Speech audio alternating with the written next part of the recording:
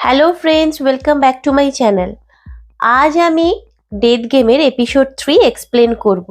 গত পর্বে আমরা দেখেছিলাম চই লি নামে এক খুনির দেহে প্রবেশ করে আর সেখানে তার গার্লফ্রেন্ডকে গুলি দিয়ে হত্যা করে ফেলে। তো এখন অবধি চই টোটাল 4টি জীবন হারিয়ে ফেলেছে। তো এর পরের সিনে দেখানো হয় চই যখন নরকের দরজায় ফিরে আসে আর প্রচন্ড রকমের ক্ষেপেছিল। মানুষের বেইমানি আর ধোঁকাবাজি সে কিছুতেই সহ্য করতে পারছিল না। মৃত্যু কিন্তু তার এই অবস্থা দেখে খুবই আনন্দ পাচ্ছিল। আসলে মানুষের অন্ধকার দিকগুলো দেখিয়ে সে খুব অট্টহাস্য করছিল আর খুব পরিতৃপ্তও পাচ্ছিল। কিন্তু এখানে একটা রহস্য রয়েছে। লি কিন্তু টাকাগুলো বোটের ভেতরে রাখেনি। যে জায়গায় টাকাগুলো রেখেছিল সেখানে একমাত্র বোট ব্যবহার করেই যাওয়া যাবে। লিয়ের গার্লফ্রেন্ড বোকার মতো লিকে হত্যা করে আর তাই এখন বুঝি সে হয়তো তার কপাল চাপড়াচ্ছে। মৃত্যু চইকে যতটাই বোকা ভাবে, চই কিন্তু ততটা বোকা নয়। আর মনে মনে চইয়ের এই কথাটাও ভাবে। সেভাবে সে ঠিক চেষ্টা করবে বুদ্ধি খাটিয়ে নিজেকে বাঁচিয়ে রাখা, আর পরের জন্মে সে টাকাগুলি ঠিক খুঁজে বের করে আনতে পারবে। আর এই কথা ভেবেই তার মুখে আলতো হাসি দেখা যায়। আর যেটা দেখে মৃত্যু ভাবে চই হয়তো তাকে দেখে পরিহাস করছে, তাই সে আবারও তাকে গুলি মেরে হত্যা করে। আর সাথে সাথেই তার জ্ঞান ফিরে আসে জেলখানার ভেতরে এক কয়েদির দেহে, যার নাম্বার 1217। আর এই কয়েদির নাম টাইশান, যে একজন মার্শাল আর্টিস্ট। তারও চইয়ের মতন অর্থাভাব ছিল। চই অর্থাৎ তাইশাংয়ের একদিন দেখতে পায় তার মাকে পাওনাদারের কাছ থেকে ভীষণভাবে অপমান অপদস্থ হতে হচ্ছে। ঠিক এই সময় এক উকিল দারুণ একটা প্রস্তাব নিয়ে তাইশাংয়ের কাছে হাজির হয়। উকিল বলে এক ক্লায়েন্ট নাকি এক পথচারীকে উড়িয়ে দিয়ে ফেঁসে গেছে, আর এখন যদি তার দায়ভার তাইশাং নিজের কাঁধে তুলে নেয় তাহলে তাকে মোটা অঙ্কের টাকা উপহার দেওয়া হবে, যেটা তার সমস্ত আর্থিক অবস্থা দূর করবে। আর তাইশাং যেহেতু মাত্র 18তে পা দিয়েছে, তাই তার জামিন পেতে কোনো সমস্যা হবে না।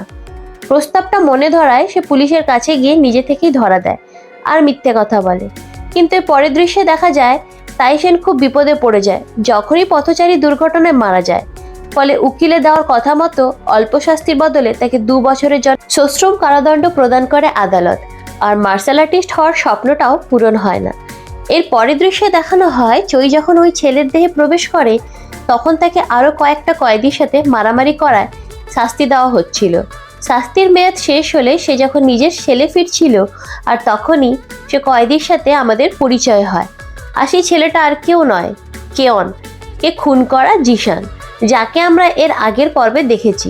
জেলের ভেতরে নিজেকে সাইকোপ্যাথি হিসেবে ঘোষণা করে বাকিদের ভয় ভয় রাখছে। চই খুব শীঘ্রই তার সব জারিজুরি ফাঁস করে দেয়। তাই জিশানকে প্রচন্ড মার খেতে হয় বাকি কয়েদিদের কাছে, যাদের এতদিন ধরে সে ভয় দেখিয়ে রেখেছিল।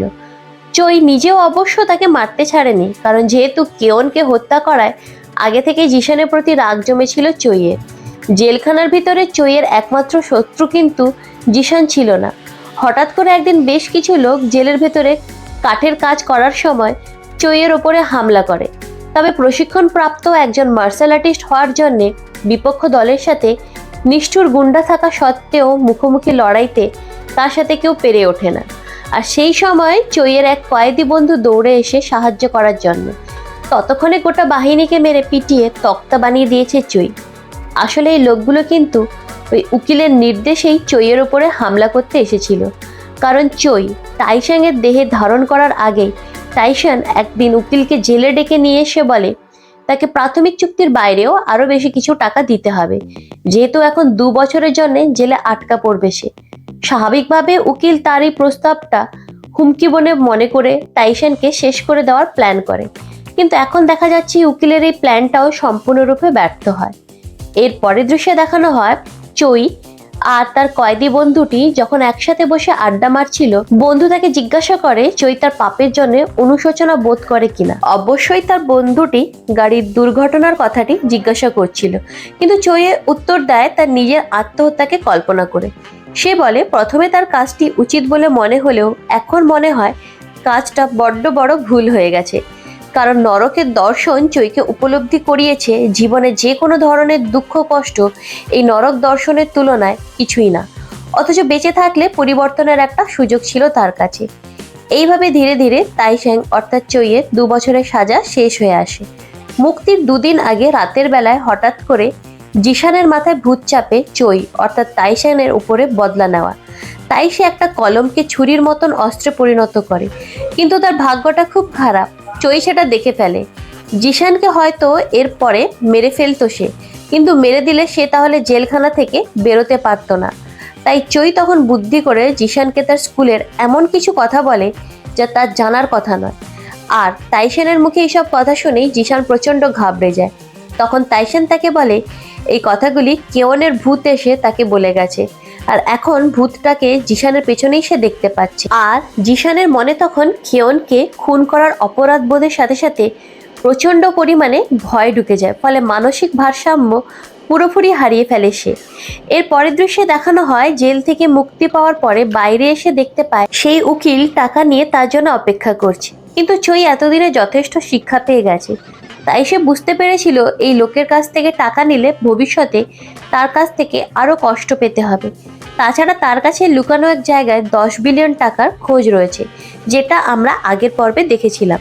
তাই এই উকিলের কাছ থেকে কোনো টাকা না নিলেও চলবে। তাই চই তখন উকিলকে বলে এখন থেকে সে সৎ উপায়ে জীবনযাপন করবে, সেই কারণে তার টাকা পয়সা চাই না। চইয়ের আরও লক্ষ্য করেছিল উকিলের গাড়ির পেছনে তার মালিকের গাড়িটা ছিল। কালো কাচে ঘেরা থাকার জন্য ভেতরে লোকটাকে দেখতে পায়নি সে। যাই হোক, এর পরের দৃশ্যে দেখানো হয় চই বোটে চেপে সেই লুকানো 10 বিলিয়ন টাকার উদ্দেশ্যে রওনা দেয়, যেটা আমরা আগের পর্বে দেখেছিলাম।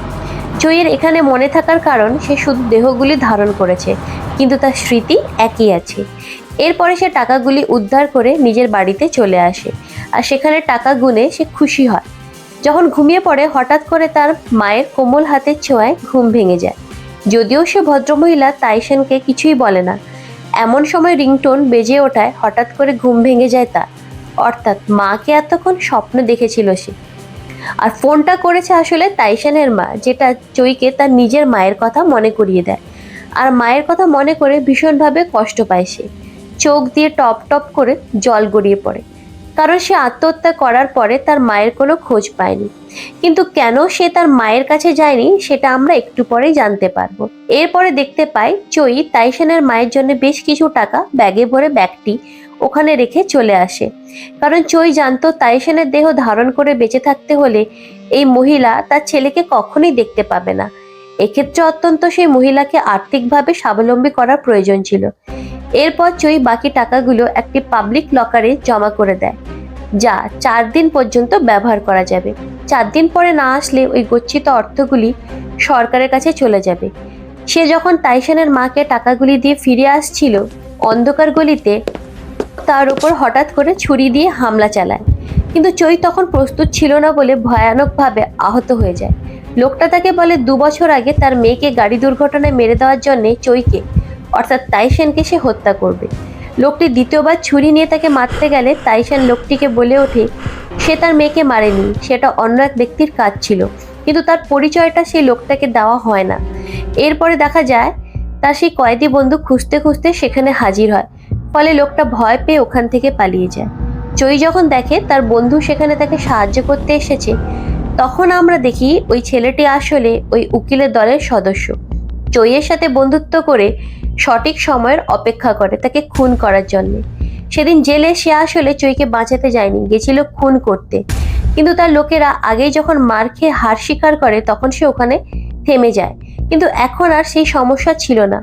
আহত চইকে খুব সহজেই ছুরি দিয়ে কুপিয়ে কুপিয়ে খুন করে ফেলে, কিন্তু মৃত্যুর আগে সে দেখতে পায় মায়ের একটা ফোন এসেছে তার কাছে, ঠিক সেই আত্মহত্যার আগের মুহূর্তের মতো।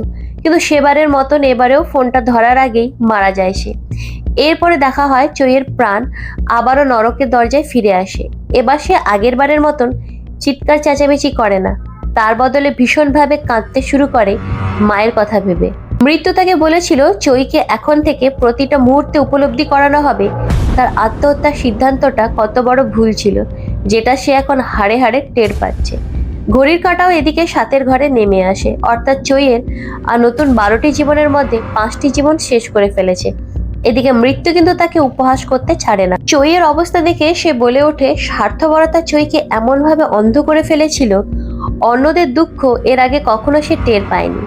সাথে সাথে মৃত্যু চইকে গুলিবদ্ধ করে, এরপরে চই দেহ ধারণ করে এক শিশু বাচ্চার দেহে। প্রচন্ডভাবে ক্ষেপে ওঠে সে, কিভাবে এই ছোট্ট শিশুকে মরণের হাত থেকে বাঁচাবে তা সে কিছুতেই বুঝে উঠতে পারে না। এর ভেতরে শিশুটির মা বাবা খুবই অত্যাচার করে শিশুটির ওপর, অথচ বাবাটা নাকি চাইল্ড ওয়েলফেয়ার সোসাইটিতে কাজ করে। তার ঘর ভর্তি বাচ্চাদের নিয়ে আদর ভালোবাসার ছবি। পুলিশ একদিন যখন সেখানে বাচ্চাটির ওপর অত্যাচারের কথা শুনে চিরুনি তল্লাশির জন্য এসে একেবারে দ্বিধায় পড়ে যায়, কারণ তাদের একবারে মনে হচ্ছিল না এমন আদর্শ মা বাবা তাদের সন্তানকে কিছুতেই অত্যাচার করতে পারে না। কিন্তু পুলিশের দল বিদায় নিলে শিশুটির মা এই অপমান সহ্য করতে না পেরে বালিশ চাপা দিয়ে শিশুটিকে খুন করে ফেলে। চইয়ের জন্য এটা ছিল সর্বনিম্ন দৈর্ঘ্যের জীবন, এমনকি জাদুর গোলকও তার কাছে পৌঁছাতে পারেনি। আর এই ব্যাপারে চই মৃত্যুকে জিজ্ঞাসা করলে সে বলে, কারণ শিশুটির স্মৃতি আর দক্ষতা মারা যাওয়ার আগে তার ভেতরে কিছুই সৃষ্টি হয়নি। মৃত্যু এরপর চইকে তিরস্কার করে বলে, সুযোগ থাকার পরেও সে কখনো বাঁচার চেষ্টা করেনি, অথচ এই শিশুটির কাছে তার নিজের রক্ষা করার মতন কোনো সুযোগই ছিল না। চই আর সহ্য করতে পারে না এই প্রহসন। ধীরে ধীরে তার আত্মহত্যা করার পেছনে নেতিবাচক দিকগুলি স্পষ্ট হয়ে যাচ্ছিল, কিন্তু সে এটাও জানে তাকে খুব দ্রুত পৃথিবীতে ফিরে যেতে হবে, কারণ যে টাকাগুলো তাইসেনের দেহ নিয়ে লকারে রেখেছে সেটা খুব শীঘ্রই নিরাপত্তার কর্মীরা নিয়ে যাবে তার মেয়াদ শেষ হয়ে যাওয়ার পরে। তাই সে খুব করে মৃত্যুকে অনুরোধ করতে থাকে তাকে আবারও গুলি করে মারার জন্য। মৃত্যু তখন অবাক হয়ে বলে, মানুষ বেঁচে থাকতে তার জীবনের মূল্য বুঝতে চায় না। এরপরে মৃত্যু চইয়ের ওপরে গুলি চালিয়ে দেয়। তো বন্ধুরা, এখানেই আমাদের এই পর্বটি শেষ হয়। খুব শীঘ্রই দেখা হবে নতুন পর্ব নিয়ে। আজকের পর্বটি যদি ভালো লাগে তাহলে প্লিজ লাইক ও শেয়ার করে দিন, সাথে সাথে কমেন্ট করতেও ভুলবেন না। আর নতুন হলে আমাদের চ্যানেলটিকে সাবস্ক্রাইব করে আমাদের পরিবারের সদস্য হয়ে যান। Tata, bye bye, take care.